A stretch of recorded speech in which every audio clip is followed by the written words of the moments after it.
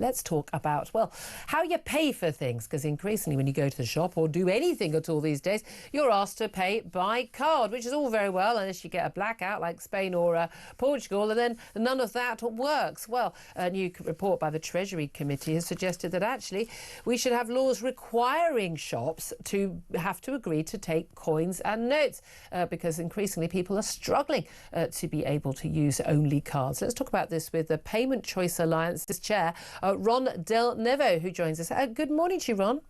Good morning, Julia. Thanks for joining us. I mean, for a lot of us, just getting your card out, or indeed your phone and Apple Paying, all nice and easy. Click, click, done, job done. Thank you very much. But there are certainly times when you need to have cash. But increasingly, service providers are just saying, no, you can't pay with cash. Whether it's paying in a car park, whether it's buying stuff in a store, they just say, no, we'll only take cards. Now, is that currently legal for them to say that?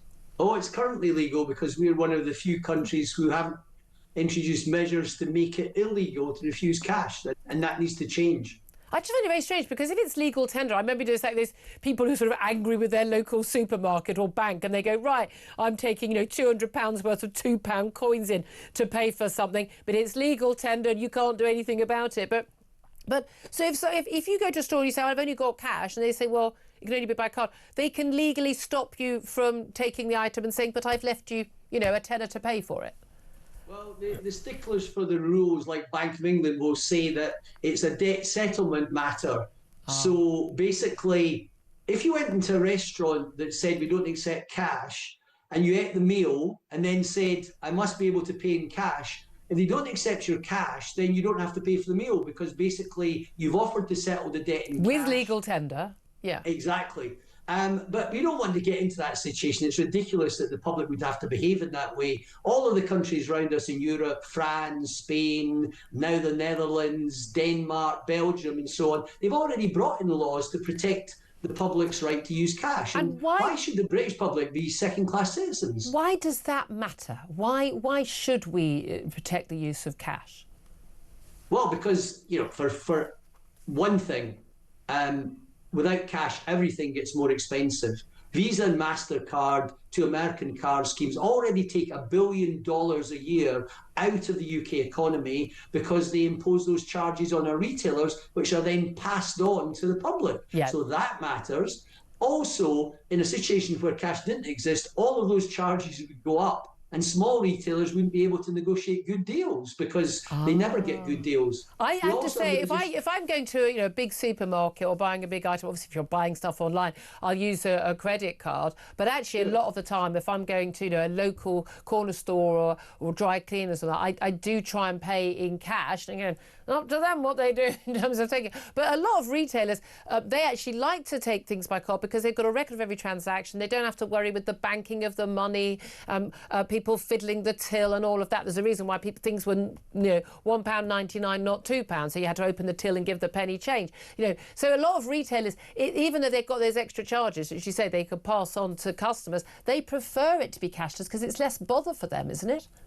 Well, the biggest retailers in the country still love cash, the likes of Tesco. They love cash. And the bottom line is that in the end, those retailers understand that costs will go up if cash disappears. Yeah. Also, the fact is that, retailers who only accept cards and digital are excluding millions of people. Yeah. And that can't be right. 4 million people in this country don't have smartphones. How can you use an app if you don't have a smartphone? Yeah. We've got 16 million people disabled in this country in some shape or form. Many of them can't use the new technology. 4 million people use it living in abusive households. They can escape using cash, not using monitored cards and digital. Very good point. There are all sorts of reasons why we should have cash. And for youngsters as well. And also, I think most people would agree, much easier to budget when you're talking about money. I remember the days, when I was waitressing and you have your watch your cash, you know how much money you've got, and that's going on rent, and that's going on the liquor, but that's how much money you've got. And you can physically see it, like I've only got 20 quid left, so that's all I'll spend. Whereas on the card, so easy to go click, click, click. And as we see, even in the pub, when, a pint is whatever it is these days, I'm a wine drinker, you don't notice it so much because you're not having to get, 20 quid note out of your pocket.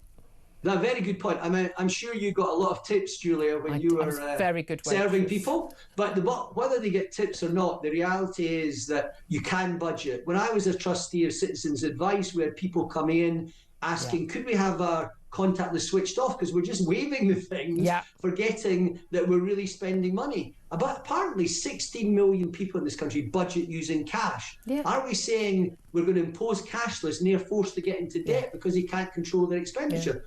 Really, we just need a basic right to use cash, and most retailers understand the benefit of that, and certainly the public understand the benefit. So let's give the public what they want for a change. I tell you what, I was also very, very worried about. I was probably more concerned about this after what happened in Canada with the truckers in those lockdown protests, when the Canadian government basically turned off people's bank accounts for making payments, some online to charities supporting those truckers, and the ability of governments to control your bank account was really quite terrifying.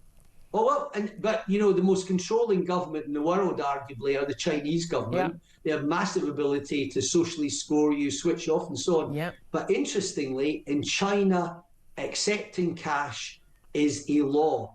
If businesses don't accept cash, they get fined by the People's Bank of China, even though the government is controlling people through social media and so on. So you want to buy your pangolin in the wet market, you got to pay with cash. Ron Delnevo, really good to talk to you. Thank you so much. He's chair of the Payments Choice Alliance. Thank you very much.